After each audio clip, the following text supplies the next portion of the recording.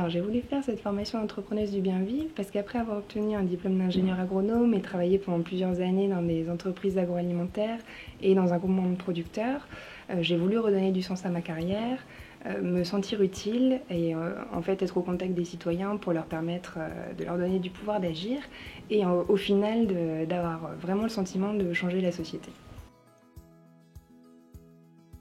Le bien vivre maintenant est la demande citoyenne forte, fédératrice et mobilisatrice que nous rencontrons dans tous les territoires. Ce bien vivre maintenant est un besoin que nous aidons certaines entreprises en amorçage à adresser, et ce en mobilisant de forts moyens solidaires. Par ailleurs, l'expérience nous a montré que l'entrepreneuriat du bien vivre était un véritable métier.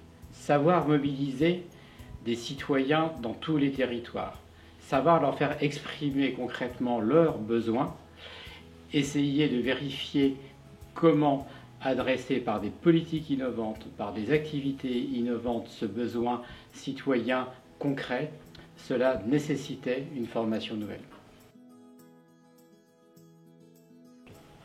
Alors, la formation d'entrepreneuse du bien vivre nous donne une méthodologie efficace et des outils clés en main pour apprendre à travailler à deux échelles, que ce soit l'échelle des habitants et leur qualité de vie ou l'échelle du territoire et de sa dynamique.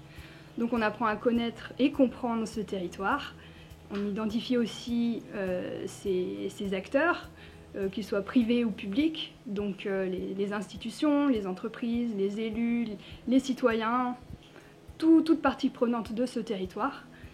On apprend aussi à identifier les problématiques du dit territoire pour qui correspondent au mieux aux attentes des habitants. Je suis Jean-Yves Beson, ça fait 20 ans que j'interviens comme coach, formateur et ingénieur pédagogique dans différents domaines comme le management et aussi la conduite du changement. Nous avons voulu créer cette formation car ce nouveau métier d'entrepreneur du bien vivre mobilise un très grand nombre de compétences qui sont assez rares aujourd'hui. Ça se traduit par différentes choses à faire pour ces entrepreneurs. Ça va du diagnostic de territoire en passant par la mobilisation des acteurs jusqu'à l'accompagnement de projets émergents. Et aujourd'hui, force est de constater qu'on ne dispose pas de formation qui intègre ces nouvelles compétences. Ça se traduit pour nous par un parcours de formation très ambitieux, ouvert à tous, qui se déroule sur 6 mois avec 8 modules, dont l'ambition est de donner à ces entrepreneurs de bien vivre les moyens de décupler leur efficacité sur leur territoire.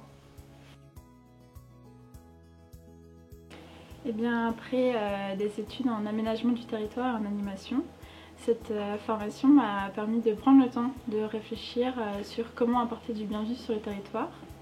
Et ça m'a aussi donné un côté très pratique avec des outils, le fait d'avoir des échanges avec les personnes qui ont déjà travaillé sur le territoire.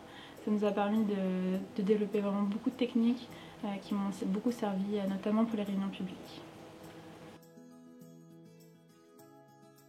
Alors ma mission principale en tant qu'entrepreneuse du bien vivre, c'est de faire dialoguer les acteurs d'un même territoire, donc les institutions, les associations, les entreprises, les citoyens et les citoyennes, pour accélérer ou faire émerger des projets qui amélioreront la qualité de vie de tous. Donc concrètement, je vais à la rencontre des porteurs de projets, des initiatives qui ont du sens sur le territoire, comme aujourd'hui par exemple avec les petites cantines, qui recréent du lien social à l'échelle d'un quartier via une cantine participative. Après avoir rencontré les acteurs du territoire, nous organisons ensemble des événements qui permettent la réflexion, permettent d'ouvrir le débat. Et c'est ensemble que nous essayons de trouver des solutions aux problématiques identifiées sur le territoire. Donc être entrepreneuse du bien vivre, c'est tisser du lien, c'est sensibiliser, c'est accompagner les initiatives locales pour qu'elles répondent au mieux aux besoins réels du territoire qui auront été exprimés dans ces temps d'échange justement.